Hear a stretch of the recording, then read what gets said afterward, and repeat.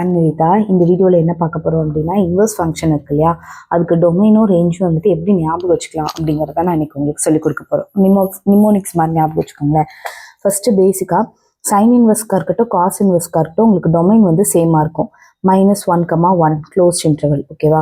Tan இன்வர்ஸ்க்கும் God இன்வர்ஸ்க்கும் உங்களுக்கு வந்து சேமாக இருக்கும், ஆர்னு இருக்கும். இதே கொசிக்கன் இன்வர்ஸ்க்கும் சீக்கன் இன்வர்ஸ்க்கும் உங்களுக்கு எப்படி இருக்கும்னா இதில் வந்து -1 வருது இல்லையா, ஸோ அதை தவிர மீதி எல்லாமே வரும்.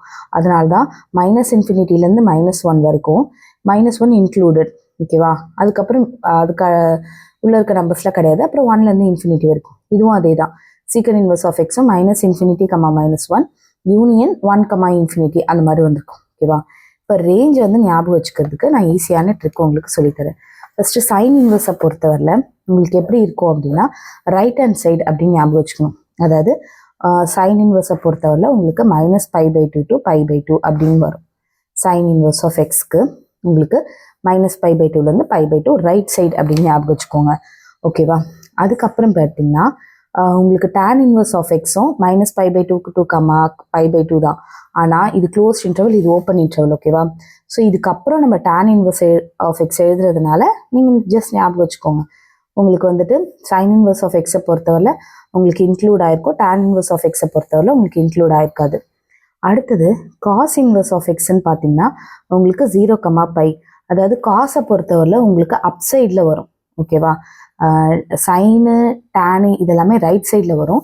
காசை பொறுத்தவரையில் உங்களுக்கு அப் சைடில் வரும் காஸ் இன்வர்ஸ் ஆஃப் எக்ஸை.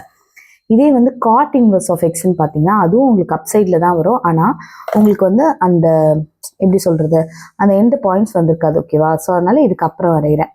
காட் இன்வர்ஸ் ஆஃப் எக்ஸ் புரியுதுங்களா. சைன் இன்வர்ஸ் ஆஃப் எக்ஸ்னால் -π/2 to π/2 க்ளோஸ்ட் இன்டர்வல். டேன் இன்வர்ஸ்னால் ஓப்பன் இன்டர்வல் -π/2, π/2. இதே வந்து காஸ் இன்வர்ஸ்னால் 0, க்ளோஸ்ட் இன்டர்வல்.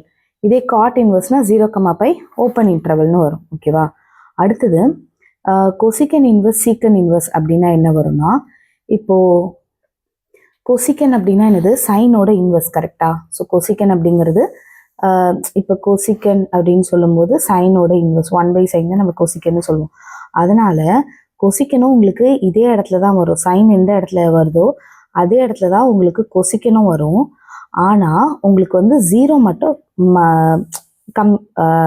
வராது. ஓகேவா. அதாவது அது எப்படி ஞாபகம் வச்சுக்கலாம்னா -π/2க்கும் π/2க்கும் நடுவில் இருக்கிற நம்பர் என்னது 0. ஸோ அது மட்டும் வராது அப்படின்னு ஞாபகம் வச்சுக்கோங்க. ஓகேவா. அப்புறம் சீக்கன் அப்படின்னு பார்க்கும்போது 1/cos, காசோட இன்வர்ஸ். ஓகேவா. அப்போது காஸ் வந்து 0, ஸோ சீக்கனுக்கு அப்போ என்ன வரும்னா 0, இது ரெண்டுத்துக்கும் நடுவில் என்ன இருக்குது, π/2 இருக்குது. ஸோ அதை மட்டும் நம்ம மைனஸ் பண்ணிடணும். புரியுதுங்களா. ஃபஸ்ட்டு சைனும் டேனும் ஈஸி. ஓகே. ஏன்னா சைன் வந்து க்ளோஸ் இன்டர்வல் -π/2 to π/2, டேன் வந்து ஓப்பன் இன்டர்வல் -π/2 to π/2. ஓகேவா. அதுக்கு அடுத்தது உங்களுக்கு வந்து காஸ் 0, க்ளோஸ் இன்டர்வல். அப்புறம் காட்டு 0, ஓப்பன் இன்டர்வல். ஓகேவா. அதுக்கப்புறம் கொசிக்கன்னு சொல்லும்போது சைனோட இன்வர்ஸ் இல்லையா, அதனால -π/2 to π/2 -0ன்னு வரும். ஓகேவா. நடு டேர்ம் வராது. அப்புறம் சீக்கனுக்கு வந்து 1/cos தானே, அதனால காசோட வேல்யூ என்னது 0, ஓகே. அதுலேருந்து நடுவில் இருக்கிறது என்னது π/2. ஸோ அது மட்டும் வராது. அந்த மாதிரி இதை ரெண்டுத்தையும் நம்ம ஞாபகம் வச்சுக்கலாம். தேங்க்யூ ஸோ மச் ஃபார் வாட்சிங்.